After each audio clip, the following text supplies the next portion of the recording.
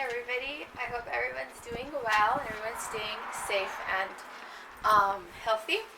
So for today we're going to go over 3 of Sylvia Plath's poems, one of which is arguably her most famous poem, But before we get ready, remember that for next time you are going to read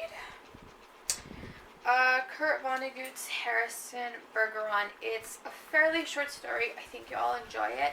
It's about just extreme equality all through the land, and it's pretty horrific. And it's a dystopian story, so yeah, I think y'all are going to enjoy it. So go ahead and have that ready for next time.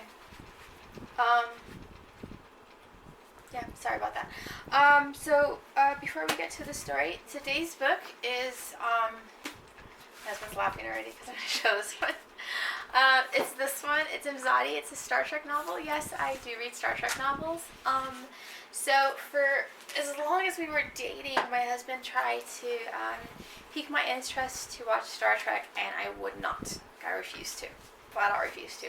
The poor man would rent films and have me perhaps look at the television programs, and I just completely shut him off. And one day, one of my very best friends, Elisa, took me to Barnes & Noble, and we were studying for finals when we were undergrads, and she said, "Oh, I need to find this book. I'll buy it for you." So she bought me a copy of this book. She bought me a paperback copy of this book, and I got hooked, and from then on, I've just been watching and reading Star Trek. So if you're interested, it's a love story. Ignore the fact that it's Star Trek. It's a love story. It's great. I highly recommend you read it. It could pretty much be bought anywhere fairly cheap, and mine's autographed. So yeah, pick this up if you're interested. Let me know, and I could recommend other Star Trek novels for you. I also read Star Wars. Okay, so we are going to go over Sylvia Plath's For Fatherless Son, Daddy, and Lady Lazarus. Before we get started, I do want to give a bit of warning. Lady Lazarus deals with suicide. Okay, I know that some of y'all are watching this lecture before you've read, and that's fine. But I do tell you that the suicide references in Lady Lazarus are really strong, and they're out there. So if this is something that you have a problem with, please shut this lecture down. Okay, shut it off. Text me, say, hey, you know what, I just couldn't get through the lecture, it was pretty heavy. That's cool. Shut this lecture down if you are triggered or if you're very sensitive to the topic of suicide. Okay, shut it off. I will not be offended. Okay, please shut this lecture down. Okay, it's cool. Like I said, I'm not going to be offended. I'm not going to be angry.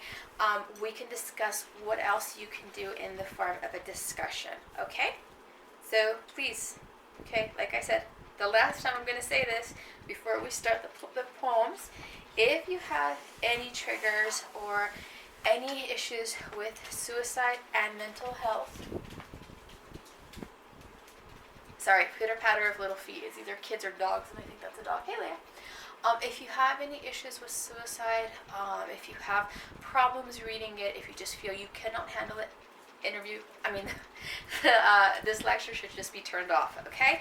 Those of y'all who are still here, Sylvia Plath was an American poet, born here and raised here in the United States. She was a very precocious child. She wrote quite a bit. She won all these awards in college. She went to Smith College. She studied at Cambridge, and this is where she met a fellow poet named Ted Hughes, and she marries Ted Hughes. Their relationship was incredibly volatile. You'll hear me refer to the relationship time and time again. Their relationship, like I said, was very volatile. They would argue quite a bit. Ted Hughes was a notorious womanizer. He cheated on her.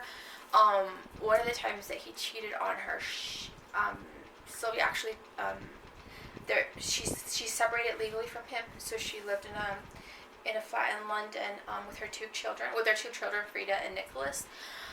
She continued to write though during this time. She wrote Bell-Jar. She wrote quite a bit of poetry. She was writing quite a lot, but in this, she became very depressed as well.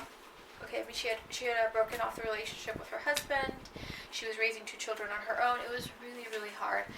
And one day she put her kids in the bedroom.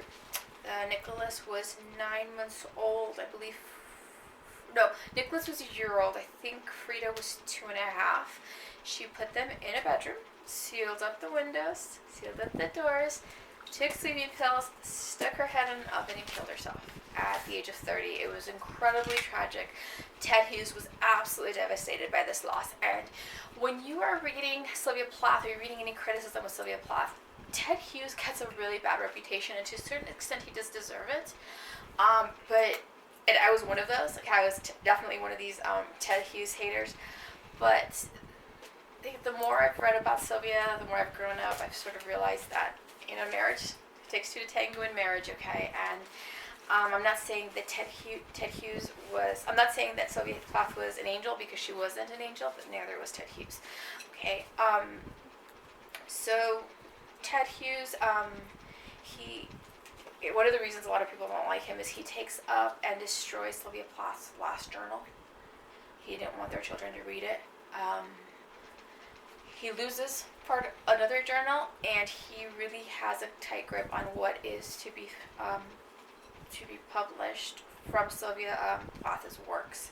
Okay, he ends up publishing quite a bit of her work, though, and in 1982, she won the Pulitzer. Okay, she won the Pulitzer in 1982 for her complete poem. So, Ted Hughes, it's complicated. All right. One thing I do want to say about a couple of things about Ted Hughes. Let me see. So, a couple of things I want to say about him is, as I said, when she died, he was completely devastated. He blamed himself for her death because he was having an affair with a friend of theirs. And after her death, this is where it becomes tricky. After Sylvia's death, he moved the children in with his girlfriend, Asiya. She had his daughter. And a few years later, he started sort of dilly-dallying with other women, and she just couldn't take it. Asiya got their daughter, Shura, went into a room, locked the room, sealed the doors, sealed the windows, and killed herself and her daughter. So, I mean, yeah, there's some history there with Ted Hughes, but as I said, it's complicated.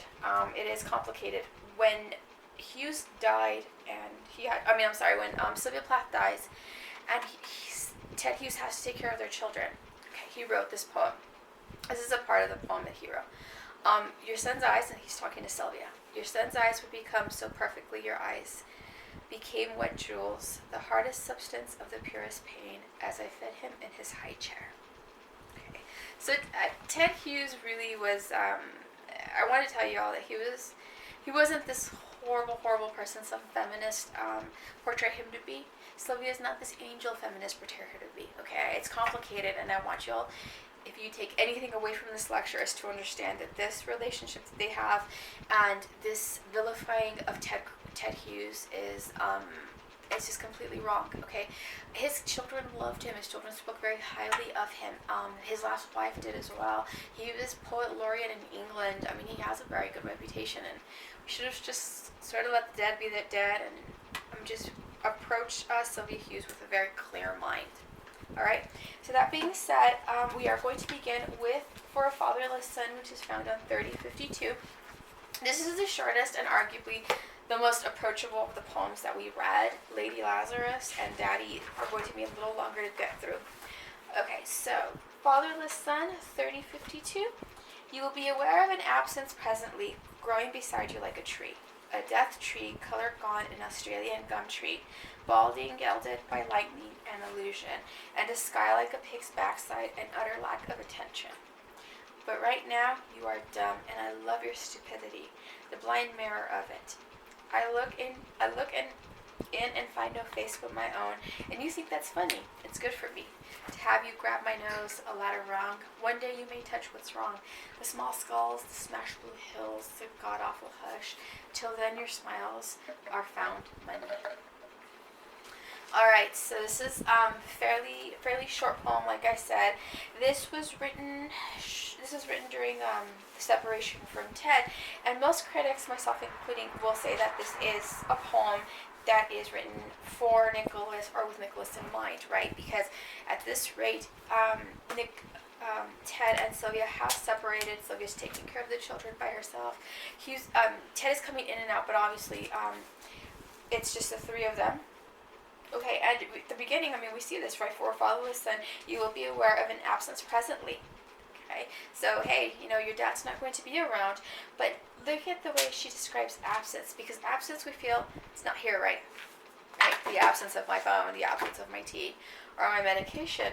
No, she says, the absence presently will be growing beside you like a tree. Okay, and that's something that we don't always think, right? We don't always think absence as growth. A death tree, a color gone, an Australian gum tree, bald and gilded by lightning and illusion. Okay, so now she's saying this absence will grow with him. Okay, he's a child right now, right? But right now you are dumb and I love your stupidity. Okay, he's young, he's unaware, he doesn't know what's going on. The blind mirror of it. I love that line, right? I love your stupidity, the blind mirror of it. I look in and find no face but my own, and you think that's funny. It's good for me. Okay, so they're taking a little bit from each other. Okay, so this child, sorry, my dog. So this child is taking her face, right? Little kids will play with your face, and it's cute, and she loves it. She says, well, that's what I need right now. Okay, and if we continue on, it's good for me to have you grab my nose, a ladder rung, right? Playing with her face, sliding my nose. One day you may touch what's wrong.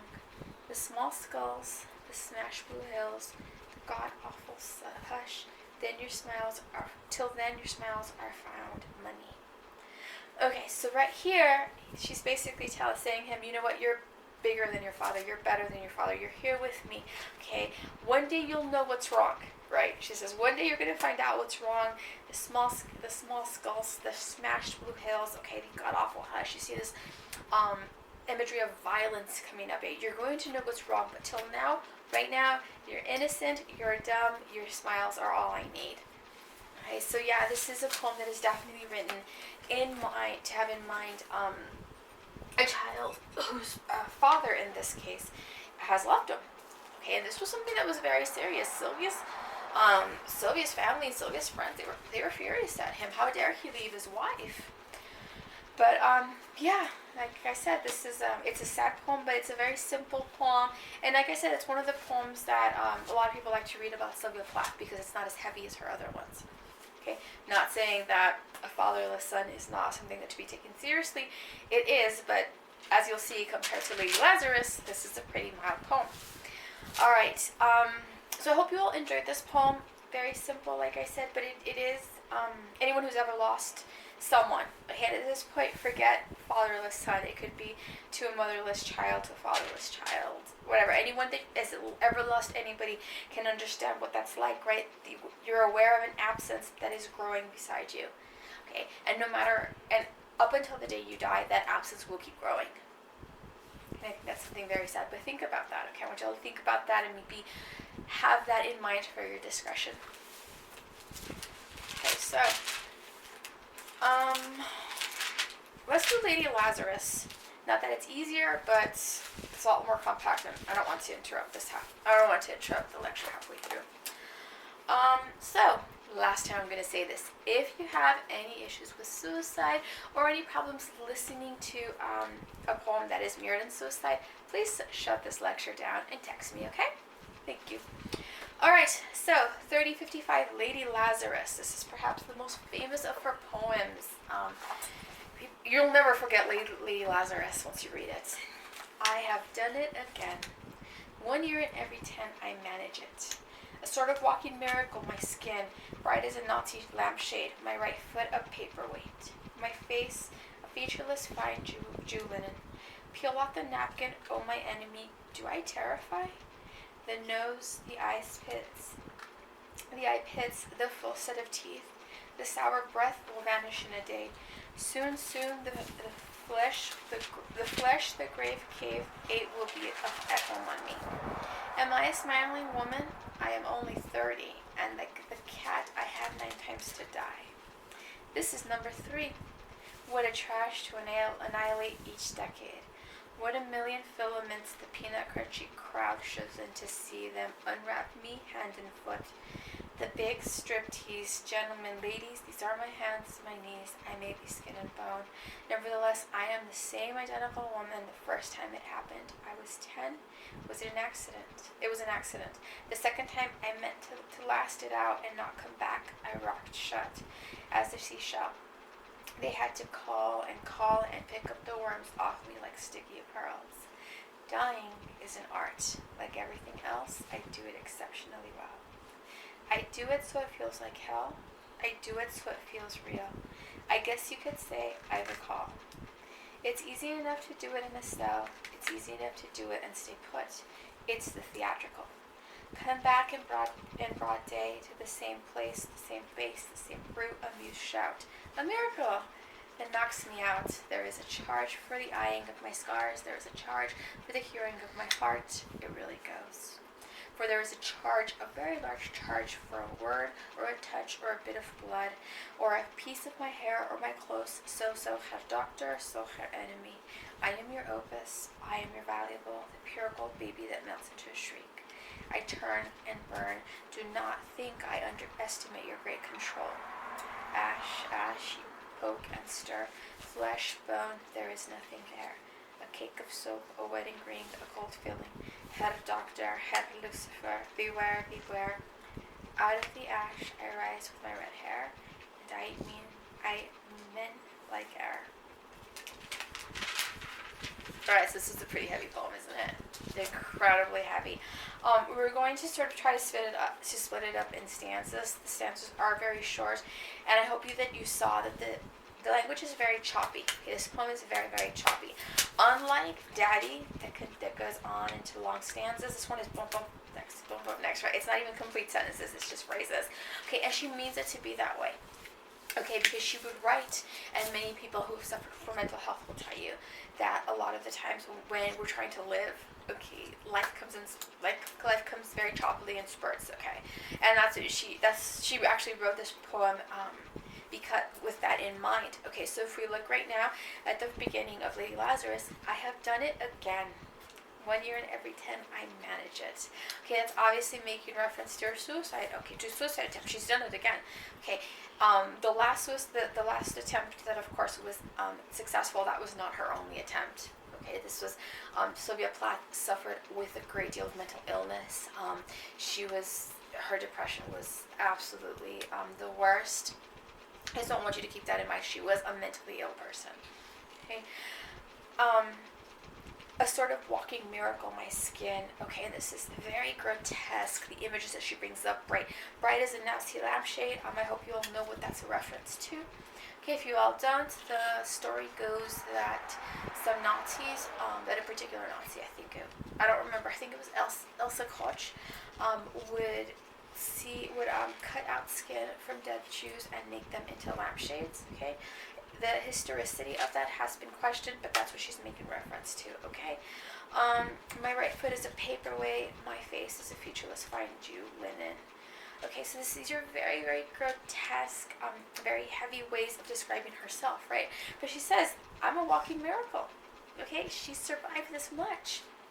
Peel off the napkin, oh my enemy, do I terrify.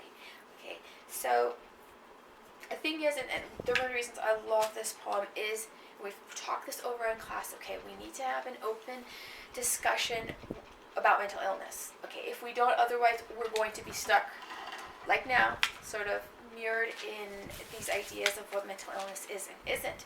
Okay, but I love this line where she says, do I terrify you? Do suicide attempts terrify you? Should they terrify you? Okay, the nose, and this is much more grotesque. The nose, the eye pits, the full set of teeth, the sour breath will vanish in a day. Soon, the flesh, the grave cave, 8 will be at home with me. Okay, so she's right there, right, again, talking about decay, and she is incredibly brutal when it comes to death. This is why I always preface whenever I'm teaching Sylvia Plath is to please talk to me. She's very, very serious about it, okay, and one thing I love about Sylvia is she doesn't sugarcoat anything. She's not making this poem pretty. She's not trying to glorify suicide, because a lot of critics have looked at her and said she's glorifying suicide. I disagree. Okay, I think what she's doing here is she's setting it up and saying, that's what it's like. Okay, this is what it's like to be mentally ill. Okay, and as you all know, I do suffer from bipolar disorder, and I'm reading this, and I said, oh my gosh, she gets it, she understands what we go through, and unfortunately, Sylvia was given antidepressants about a week before she passed, but those medications take at least 3 weeks to start working, so it didn't work for her, but at least she tried to get help. Okay, let's go to the next page. I am a smiling woman, I am only 30. Unfortunately, you all remember what happened when she was 30. And like the cat, I have 9 times to die. This is number 3. What a trash to annihilate each decade. Alright, what a million filaments. The peanut crunching crowd shoves in to see. Alright, Sylvia was very, very well known. She was very popular. Okay, which is why her death brought so much harm upon Ted Hughes. Because people really, really love Sylvia. Okay, and I love this paragraph right here. What a million filaments the peanut crunching crowd shoves in to see them unwrap me hand and foot, the big striptease. And I love that scene, okay, because the peanut crunching crowd, okay, it's a crowd of people, the audience. Who would be the audience? Maybe her family, maybe Ted and the children, maybe the general public, because like I said, she was rather famous. Maybe other doctors, okay, because hey, you know, if a doctor has a famous client, people want to talk about this client, right? They shove in to see them unwrap me hand and foot, the big striptease. Gentlemen, ladies, these are my hands, my knees, I may be skin and bone. Okay, this is almost, she's saying this is almost entertaining to them, right? But she says, look, I'm here, I'm real, okay? I'm not this caricature of mental illness or suicide attempts that people tend to do, because unfortunately, that's what people tend to do, right? When we talk about suicide attempts, people don't want to talk about that. People don't want to talk about mental illness. But she's saying, hey, look, if you're so interested, this is me, okay? I'm skin and bones. I'm here. I'm alive. Nevertheless, I am the same identical woman. The first time it happened, I was 10. It was an accident. Okay, so right here, nothing changes. Despite every attempt, despite every time she's brought back, nothing changed. Okay, I am the same identical woman. The first time it happened, I was 10. The second time, I meant to last it out and not come back at all. I rocked it shut. Rocked it shut as a seashell. They had to call and pick the worms off me like sticky pearls. Okay. That's pretty violent. It's an incredibly violent description of what happened to her. She says, hey, that was number two. And this is her most famous line. Dying is an art like everything else. I do it exceptionally well. This is the line this line is why a lot of critics will say that she is glorifying suicide. As I said, I will vehemently disagree with that until the day I am called away, because this isn't what she's saying. She's like, hey, okay, this is an art. I'm doing it well. I do it. This is why I don't think it's glorifying it. If you read that by itself, she's glorifying it. Look at the next stanza. I do it so it feels like hell. I do it so it feels real. What feels like hell? What feels real? Okay. I guess you could say I have a call. Okay. That is why it's not glorifying it. Okay, because she's like, it feels like hell. It feels real. Okay. It's easy enough to do it in a cell. It's easy enough to do it again and stay put. It's the theatrical. Okay, and going on with this idea of glorifying it, like I said, I disagree that she's glorifying it. Other people tend to glorify suicide, right?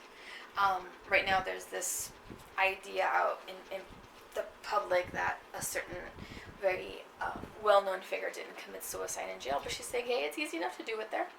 Okay. She says, it's the theatrical. This is what people want to see. They want to see.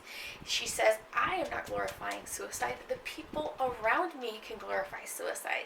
Okay, people on the media will glorify it. That little program that was on Netflix, 13 Reasons?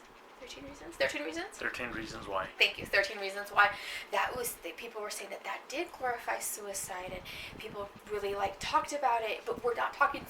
we're not talking about suicide in a way that we should be doing it. We shouldn't be glorifying it. We should be saying it exactly what Sylvia's saying.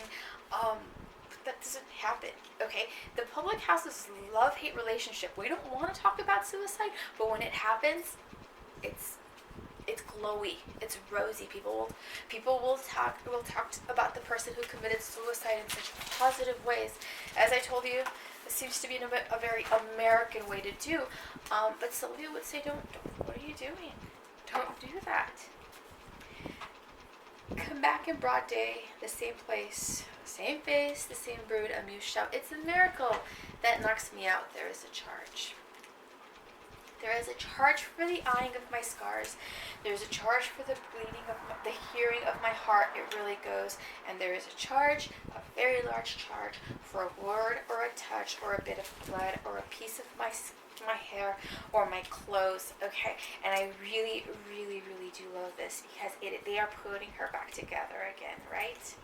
Okay, but like she says, there is a charge. Okay, and remember, like I said, she's famous. Okay, any suicide attempt, any relapse into mental illness, people would have known about it. People would have talked about it. Okay, she was incredibly famous. So was her husband. So she's like, okay, you want to make a spectacle? Here I am. There's a charge for this. You want to see my scars? There's a charge for that. You want to hear my heart? It's a charge for that. You want blood? You want to touch? What do you want from me? There is a charge to that. Okay. They're putting her together. They're saving her life. But suddenly, so Herr Doctor, so Herr Enemy, I am your opus. I am your valuable, the pure gold baby that melts into a shriek. Okay. She's like, the doctors, I am your property. Okay, suddenly I'm not me anymore. I'm your property. You have to take care of me. All right. Keep this in mind when we're reading Daddy. There's a part of Daddy where she mentions it. I turn and I burn. Do not think I underestimate your great concern. Ash, you poke and stir. Flesh and bone, there is nothing there. A cake of soap, a wedding green and gold filling. Herr Doctor, have Lucifer, beware. I'm going to stop right here because our video is about to end. So we're going to continue this in the next video.